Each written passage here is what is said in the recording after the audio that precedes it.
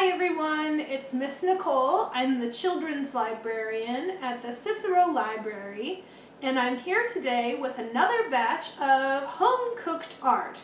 That's art you can make with stuff from your kitchen. And here I am in my kitchen today to show you how to make prints with gelatin. When I say gelatin, yes, I mean Jell-O. Now, I got the idea for this project because I was cleaning out my pantry and I found 6 packets of unflavored gelatin. I don't know why I had it in my pantry, but I did. And I knew that you can use it to make prints. So I pulled it out because I knew I wasn't going to do anything else with it. And I made myself a slab of gelatin. Now this is colored because I've already used it to make some prints. So when it came out of the pan, it was sort of a little bit of a off-white clear color, but now it's been stained a bit from the paints that I used. This is not gelatin that you would want to eat because, as I said, it's unflavored, and also if you're going to use it for printmaking, you make it about twice as strong as you would if you were going to eat it. So I'll include directions below on how to make a gelatin slab. There's tons of other instructions on the internet, but I'll just give you the simplest way that I found to do it. So you basically, it works almost the same as making Jell-O. You just make it extra strong, let it sit in the fridge for a few hours, and then you have this really cool, smooth, kind of rubbery surface to make prints. So that's the first step if you're going to make gelatin prints. The other things that you'll need some kind of paper. You'll need some kind of paint. You want it to be water-based because you need to be able to clean it up at the end. And also if you use like an oil or an alcohol-based ink or paint, it could start to break down the gelatin, which you don't want that to happen. So if you have a water-based paint, tempera, acrylic, most craft paints are water-based. So whatever you've got, not watercolor, but tempera or acrylic probably. Even finger paint would probably work. Okay, so you have your paper, your paint, your gelatin slab, and then you'll need some kind of tools. At the very basic, you'll need like a spatula. This is just for my counter right over there, because you're going to need some kind of tool to spread the paint out in a thin layer. If you look at printmaking tutorials online, a lot of them will recommend a brayer, which is just like a itty-bitty paint roller.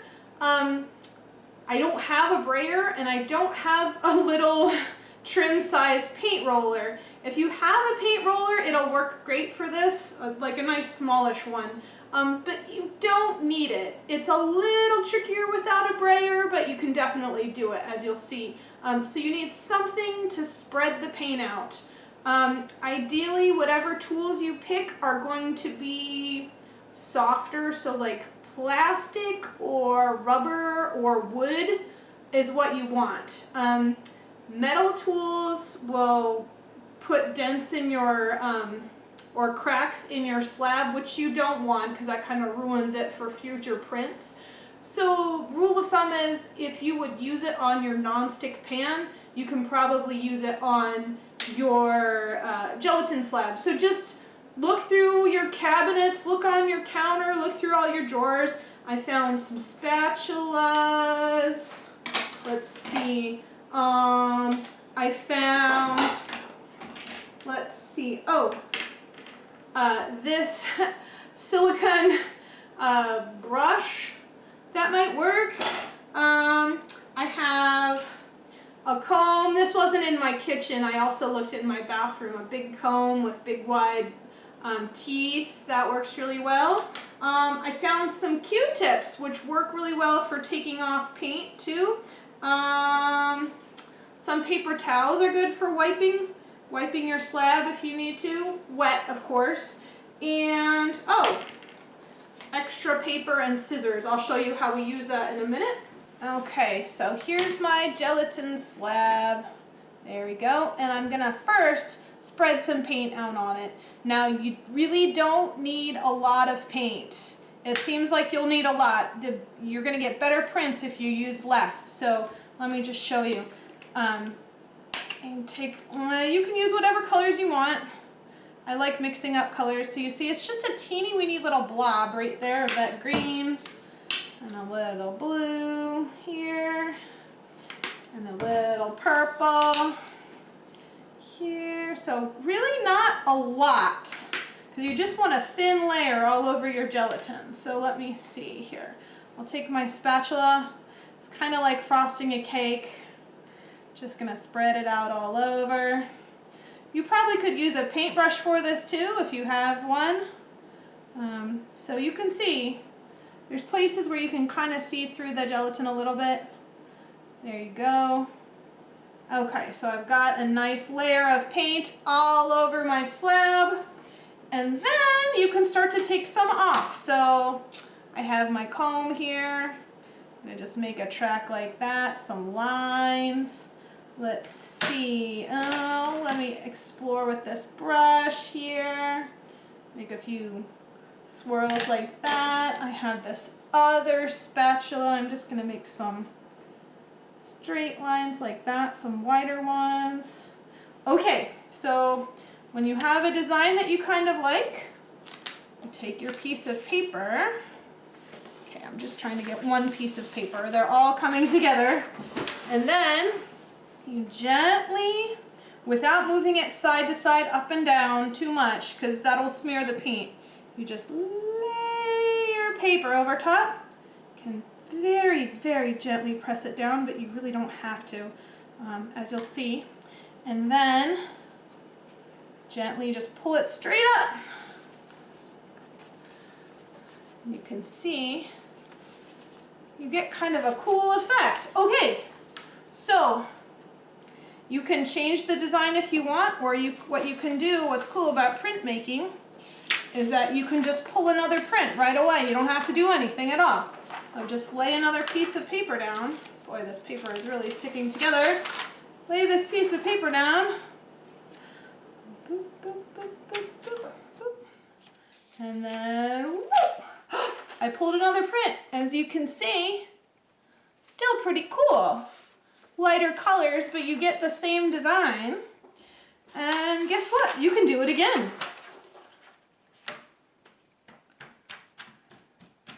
And what's interesting about printmaking is that maybe the first print or two will not be your favorite, but you can just keep doing it and you might get something, as you'll find, it kind of, the designs sometimes get clearer and clearer the less paint or ink you have. So definitely just keep going if you have a shape or a design that you really like. Okay, so that's pretty much it at its very bottom. That's how you do printmaking. You can also kind of mask parts of the design. So like you can put some pieces of paper over it. That will cover up the paint so that you'll only get the paint that's around it. Let me see if this works. I've pulled a lot of prints from this first one, so there might not be a lot of paint left, but I'll try it. Smooth it out. Oh yeah! Okay, let me see if you can see. You can see a bit. This light's a little bright, but you can see there's big white spots where I put that paper, and then there's paint around it. So you can do almost anything, any shape that you can cut with paper, you can use as a mask for your printmaking. So a couple of other gelatin printmaking tips to keep in mind. If you want to keep using your gelatin slab, make sure you put it in the refrigerator after you're done using it for a printmaking session, because it will melt and mold and get gross. It's basically the same stuff that goes into petri dishes to grow microorganisms. So yeah, if you want to keep it around, put it in the refrigerator. It's possible that it'll get damaged, like cracked or gouged or something like that. If that happens and it's ruining your prints, you can actually melt it down in the microwave, stick it back in the container that you used to mold it, and chill it again, and you'll have a brand new slab to work with. It'll be nice and smooth again. Let's see. Oh, now, if you are vegetarian or vegan, or keep kosher or halal and you don't eat gelatin, or you just don't have any gelatin in the house, don't fret. You can actually use basically these same techniques on a plain, nice and smooth cookie sheet. It works just about the same. The only thing that's a little different is obviously the cookie sheet doesn't have any moisture in it, so your paint might start to dry a lot faster, which is okay. You just need to work a little bit more quickly. But otherwise, the same ideas apply. You just put down your thin coat of paint or ink and scrape off whatever design you want, lay the paper down and pull it up, and you have a print. You don't have to use gelatin. Gelatin is just nice because it's got a squishy, bouncy surface and it keeps the paint from drying out quickly, but you can absolutely do this without making gelatin. I just happened to have some in my cupboard that I wanted to use up, so that's what I did. So that's it. If you would like to share the results of your printmaking, please show us in the comments below. We would love to see it. As I said, I will provide some links to give you some other ideas of what to do with gelatin printing and just printmaking in general. There's tons of really cool tutorials out on the web that do a better job than me of explaining it. Make sure to check our website, that's nopl.org, for more great activities. And have a great week. Bye!